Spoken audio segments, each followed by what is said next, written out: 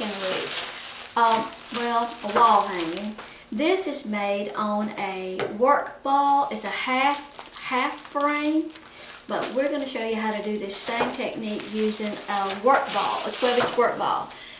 The copper one is probably a choice that I would use if you're going to use orange mesh. Today we're going to use orange vertical line, but we've got orange in several different styles, and you could use any of those colors. So I wanted to show you how the work ball is going to come. First, so Karen can get started cutting, we're going to take the vertical line and we're going to cut it in 20-inch pieces. So she's going to go ahead and get started with that. The work ball, when it comes to you, it's 12 inches in diameter and it has like 8 ribs. It comes to you shipped flat like that, and it will have these little metal caps. There'll be one for each end that come to you. And what you do is you set the ball up where the ribs are all even, and you take the metal cap, press it on there, and fold in the little tabs to keep the ball in shape. We're not going to use the copper ball. We're going to use an old one that we already have used before for something else, because somebody said the other day, you know, why do you make a tutorial and you're out of something? It's not that. We start, when we pick out the things that we're going to use for our tutorials, there's plenty in stock, but by the time the tutorial is seen several times, you know, we tend to sell out. So we're going to use a work ball that we already had that we used for, like, I don't know. 4th of July thing, I think. 4th of July, okay. But I am going to show you how to put the caps on. This is the top of the ball. It has a little ring right here so you can hang it from something.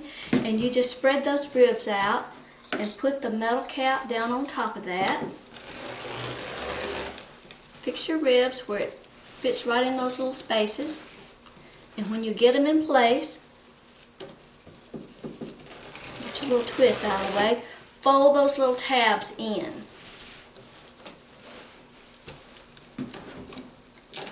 And then there's one for the bottom,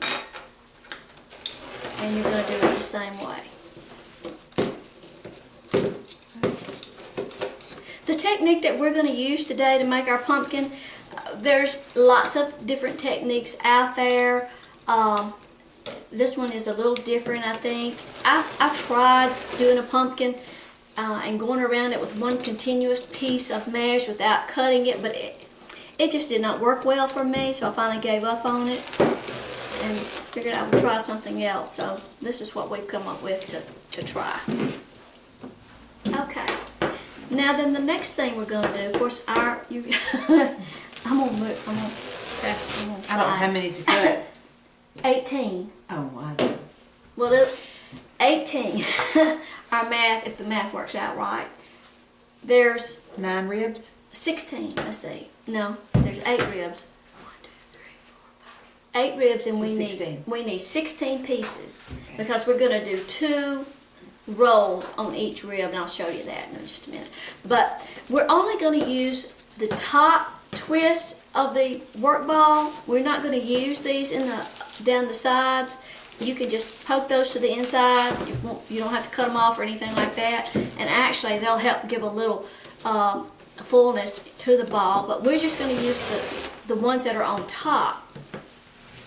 All these others we can just kind of poke out of sight. Turn it to the bottom and get those up.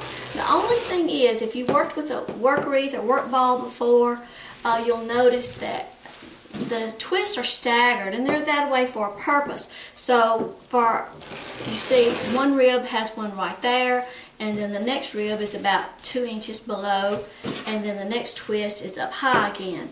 For this particular project, we want all of our ties to be up at the top. So I'm just going to take some chenille stems and put a tie right at of course I'm working from the bottom on this one, but put a tie right up there at the top on the ones that don't have a twist right at the top.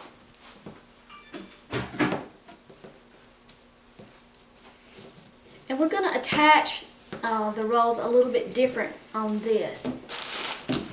Now, the first thing we're going to do is we're going to put these on 2 at a time, and we're going to take that roll, a flat piece, and just kind of stretch it out and pull it toward the bias, and then roll it to the inside, or kind of fold it to the inside, so that you've got a bias tube.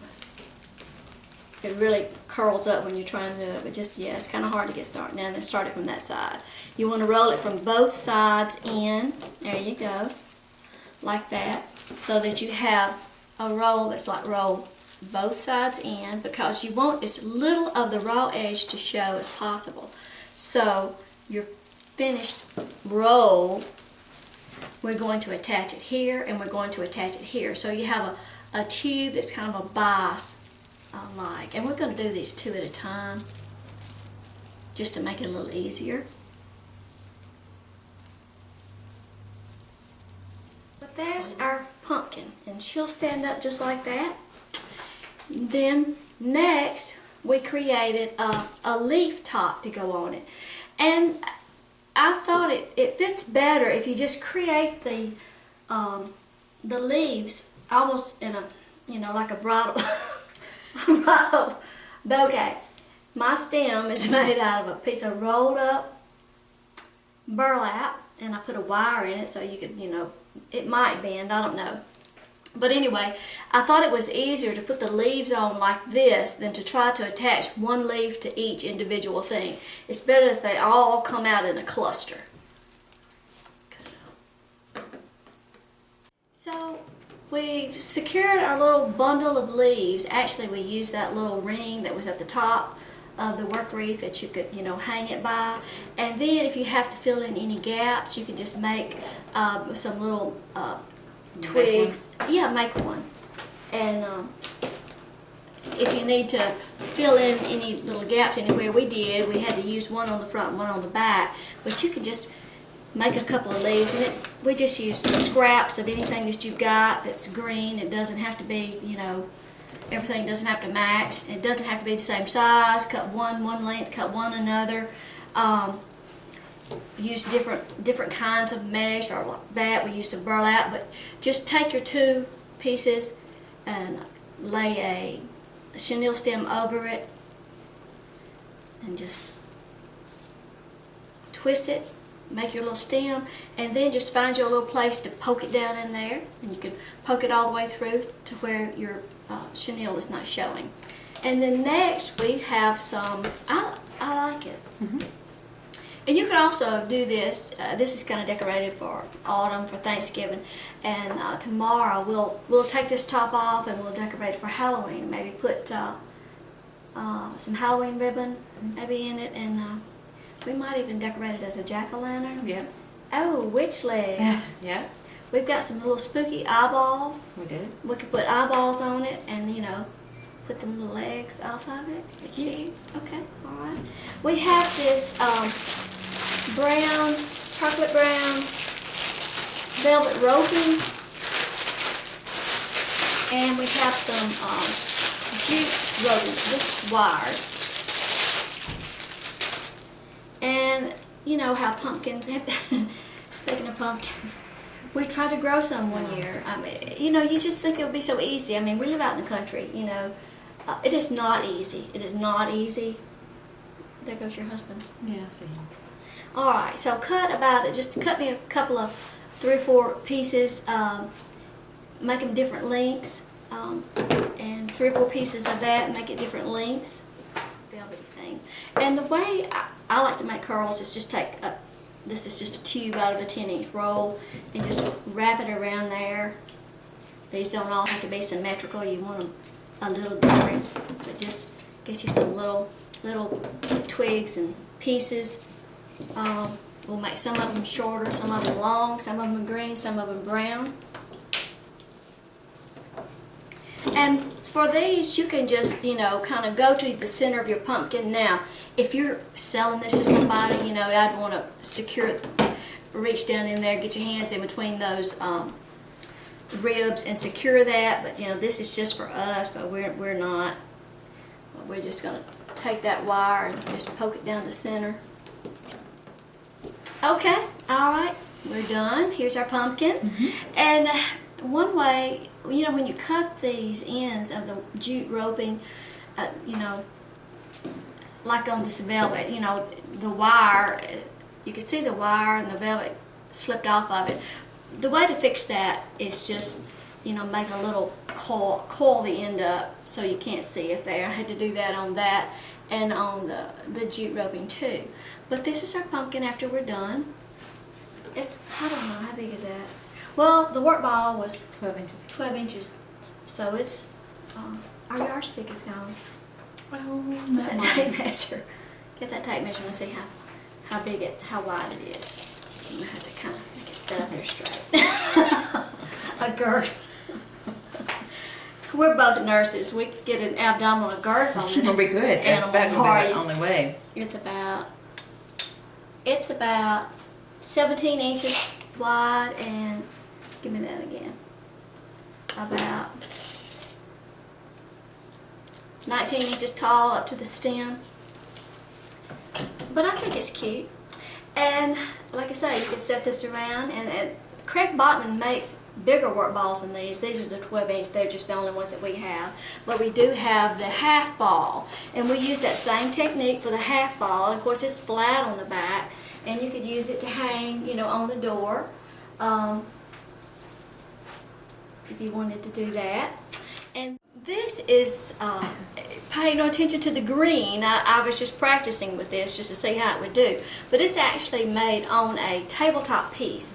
But I thought if you were doing the kind of pumpkins to hang on the wall, you could do, you know, the flat round one, and then you could do this, and it would be cute with the same, you know, with the green leaves and all. Green leaves and all. Okay?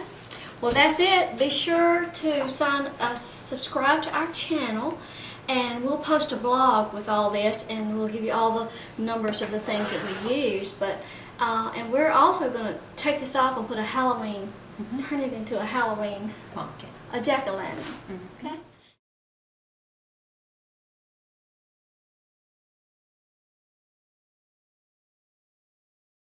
Just wanted to show you what we did with our work ball. This is our complete work ball, our pumpkin that we did out of Deco poly mesh, and then this is the half work ball. This pumpkin is flat on the back, so you can hang him on the wall or on the door. And we just took some witch legs and attached to the bottom, and then we made him a top hat out of a Christmas hat actually. We have two styles of these. One is a large and one is a small. And what he has on is the large. The small one probably would have been okay too. But I wanted to show you how I decorated it so you could use it for Halloween. It comes like this with a little bit of red, a little bit of greenery, and I don't know, but what we do around here, if we make something, we try not to make it permanent. We like to reuse it again for later. So what I did was just take some ribbon that we had. This is just some burlap polka dot ribbon, and I just covered that up and just secured it with the wire that's actually on the ribbon itself. I didn't even have to use anything else. Now, if you were making a wreath to sell, that would be different, but you would want to secure it better. But I just covered the Christmas decoration up with that polka dot ribbon, and then I took a Raz spray that has these little flexible ghosts on them, and you can bend those. The ghosts are wired. I took a cluster off of 3 and just attached it right here. And for the face,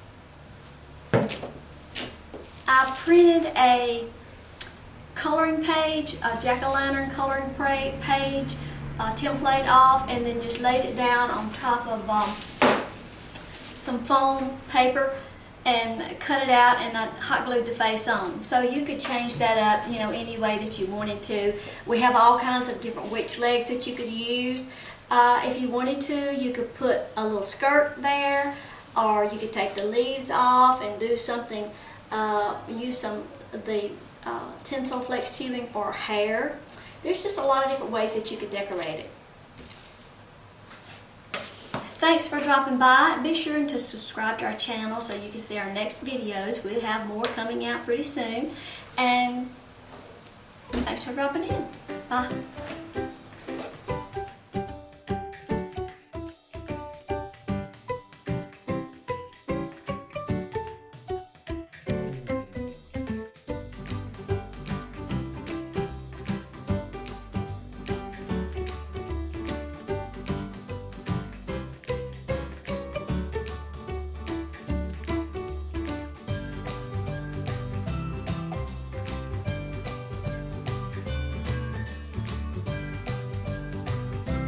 also now, don't pay any attention to the way this one looks.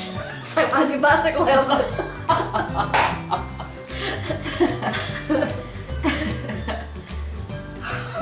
Green turtle. Turn around. You'd be a ninja turtle. Okay.